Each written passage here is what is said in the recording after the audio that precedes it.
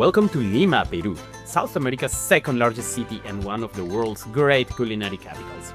A 12 million strong metropolis that, until now, had to rely on an airport built more than 60 years ago. But not anymore, because today we're visiting the brand new Jorge Chávez International Airport. It's amazing, but is it everything El perfect? aeropuerto que está teniendo problemas con la manga para que podamos desembarcar. Probably not, but let's find out, because this is the last boarding. We start our journey in Santiago de Chile, boarding one of almost 14 flights to Lima. This time, we are on LATAM and the flight was uneventful. Smooth boarding, right on time, and the plane is simple. Arrive, compare, and explore the new airport.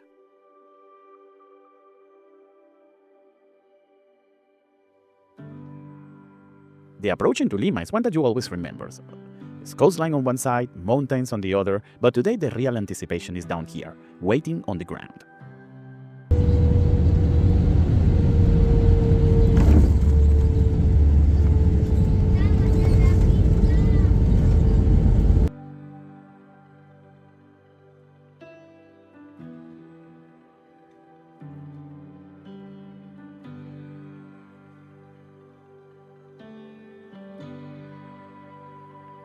We touched down right on schedule, but things didn't go exactly as planned once we reached the gate. Muchas gracias.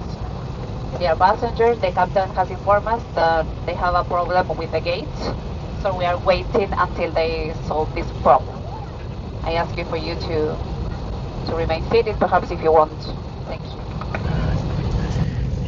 Yeah, we've been here for 5 minutes since we just stopped, and according to the pilot, he just said that they are having issues with the jet bridge connecting to the plane, and he definitely blamed the new airport. Apparently, the new airport doesn't know how to airport, but those were the pilot words. For about 30 minutes, we couldn't disembark. The air bridge wasn't aligning properly with the aircraft door, and the crew told us that they had to call engineering twice. People were patient, but definitely not thrilled. Sin embargo, esto se escapa de nuestras manos, de la compañía, porque depende netamente de la concesionaria del aeropuerto que está teniendo problemas con la manga para que podamos desembarcar. Muchas gracias por su comprensión. En unos minutos estaremos dando mayor información al respecto. This situation actually made headlines in Peru during the first days of operations. Many questioned whether the airport was really ready. Personally, I see this as teething issues. Annoying, yes, but fairly common when a brand new terminal goes live. Alright, looks like we're going out finally.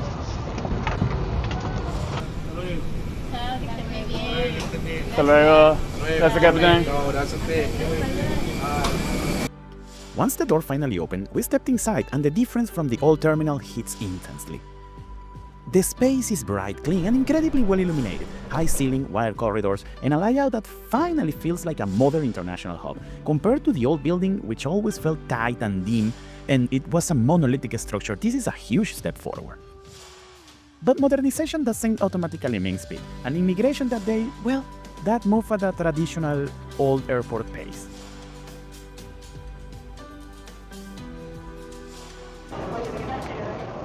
One thing that is getting very common in South American airports is very long and annoying immigration lines across all major gateways in South America. You can see these lines.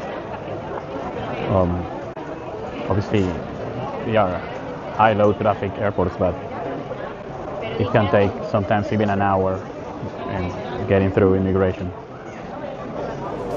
The line was long and the processing very slow.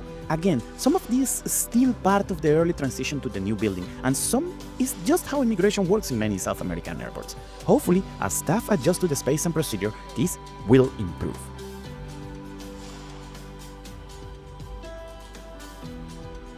The luggage collection area is another big upgrade. Wide and organized, with 12 carousel across to handle the increase in passenger traffic. And baggage turnaround was optimal. I had my baggage waiting for me because it took very long in immigration. And as you get your baggage, there is still a choke point with only one custom inspection check on, but the process is swift and quickly.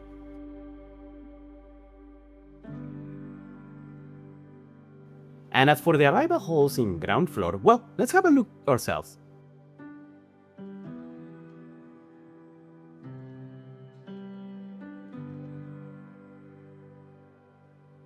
It feels open and organized with clear signage and enough space for greeting families, split between international and domestic, both located in ground floor. No more shoulder-to-shoulder chaos, and with a few interesting additions such as sleeping pods and baggage holding facilities, which were inexistent in the old terminal, as well as a fair amount of shopping, and when you go outside or outdoor, there is clear indication of your ground transportation options. And about transportation options, let's talk about this new articular one, which is new, and I consider it's a great option to commute to and from the airport. Hola, aquí está mi ticket. Buenas tardes, man. This is the Lima Airport Express and runs a shuttle service from the airport to the popular area of Miraflores in Lima. The service runs every hour and the buses are impeccable and very comfortable. I loaded myself this time back and forth the airport, and for the price of 20 Peruvian sold, which is approximately $6, it's a great value proposition. You can also take the official taxis from the airport for around $20, but remember, always use the official service that has a stand in the arrivals area, or you can get an Uber for around $15.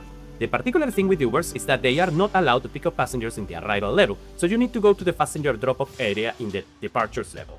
But overall, I'll stay with the Lima Airport Express, especially if you go to the Miraflores area.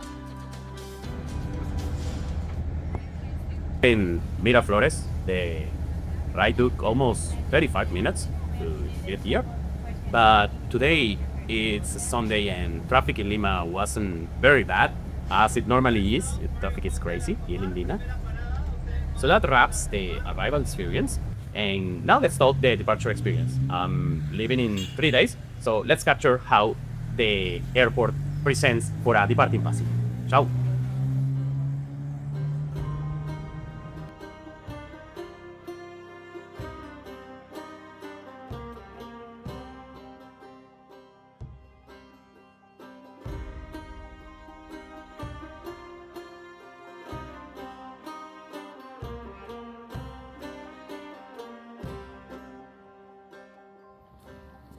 As a departing passenger, the airport is way more impressive. Look at this walking boulevard with the airport entrance at the background.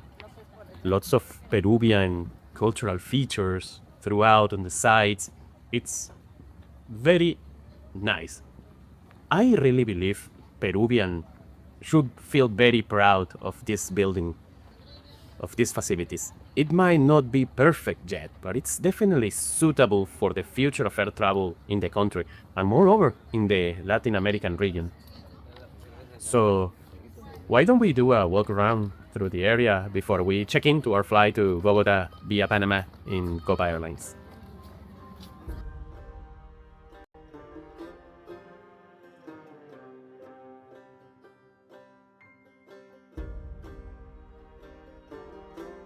Unlike the old terminal that arranged check-in counters linearly as in old school airports, in here check-in counters are organized in island identified with letters, noting that LATAM occupies 2 sections in the far right island as the airport largest operator. The departure hall centerpiece is a Peruvian food court that obviously pays homage to one of the most distinctive features of Peruvian culture worldwide, the food. One of the things that really represents Peruvian culture is the food. Food is amazing here, and the airport really pays homage to the rich Peruvian cuisine. There are plenty of commerce and the terminal feels open, wide and extremely well illuminated, a dramatic improvement from the old linear and crowded feeling of the old terminal departure areas. There is also a mid-level between departures and arrival where more food options can be found, and some others will be arriving soon.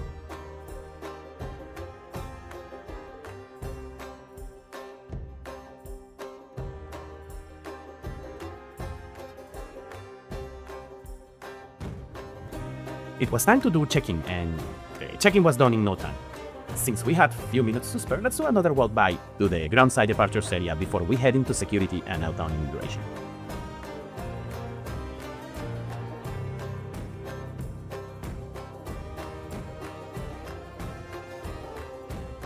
Let's face immigration and security controls. Departures are split between domestic and international, and security checks were super quick. The terminal boasts the new computer tomography scanners, which is the latest in baggage screening, using the same technology originally developed for medical use. And as for outbound immigration, this time the process was also quick and efficient, but still not automated. And just like that, we are airside, and let's see how we find the new terminal. The departures area of the airport has 3 sections, namely A, C, and D, which A is for domestic departures. We are now at the international departure area, which are mostly gates D for Delta, and gate C for Charlie are split, are mixed use between international and domestic departures. We are at the main vault, where we can see some eateries, some cafes that are open now, and in the upper level we can see the business lounges. There's at the moment there's the LATAM lounge and the Priority Pass lounge, which serves a number of airlines. Our gate today is C12, which is on the far side of the hall of the main hall that boasts C for Charlie gates. So let's have a walk on the different sections of the terminal now that we're here. Let's get a Starbucks coffee here while we talk. The expansion of the Jorge Chávez International Airport has been for Peruvian. This work have been carried over for almost 20 years now, and the entire project included a second runway, which is already operational, and it was before the new terminal was open. It included a new control tower, obviously the updated taxiway system to navigate the now dual runway airport, because in the past Lima airport was a only one runway airport, and the obvious changes to the airplane navigation charts for approach and departures of airplanes now using a parallel runway system.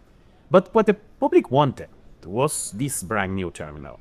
It was designed to support the growth of the Peruvian aviation.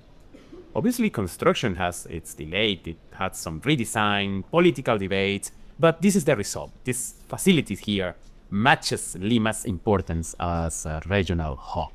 Oh, Lima has a very decent connectivity, not just the region of South America and Latin America, but also to Europe. It has several flights a week to Europe destination, and to South America it has plenty of flight, which the estimation is almost 60 million passengers a year will host this facility in the first years of operation. So, like I said before, something to be very proud of, even though the initial issues, which are kind of expected when these projects are rolled over.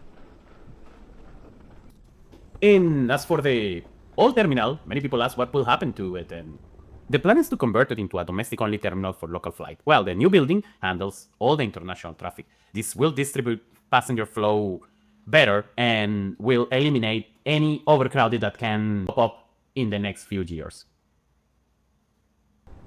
While I'm waiting here for boarding, I'd like to ask myself, is the new Jorge Chávez Airport a big upgrade? And the answer is absolutely. It's brighter, it's bigger, it's more comfortable, and clearly designed for the future. Yes, there are issues. There will always be. There are air bridges that doesn't work, luggage that gets delayed, immigration time increasing. Of course there is. There's work to do. Of course there's work to do. But every airport goes through this phase. And especially when it's newly rolled out. If the operation will continue to move things out, this airport will become one of the best airports in South America because it has the capacity to do so. And as I say that, I will wrap up this video. I want to give a thanks from the bottom of my heart to my almost 800 subscribers now. I am very grateful. If you are watching this video at this point, I ask you to like this video. I ask you to subscribe to my channel, and help me with the algorithm. Help me to get my videos seen by other people. I really enjoy this. I travel a lot, both for work and fun, but I love creating these stories. I like the storytelling side of things, and if this content is of your liking, if you really like, please subscribe, please like my video, ask any questions, and I'm happy to answer everything. I know there's work for me to do. I am not a video editor, or I am not a probably I'm not even a good storyteller, but this is from my heart. I'm not, like I mentioned before, I'm not doing this for money. I'm doing this because I enjoy it. But you know, I really appreciate the bump in the algorithm when you watch this video until this point, until this ending point. So, and I really want to thank you for viewing. Thank you for tuning to The Last Boarding Call. Bye.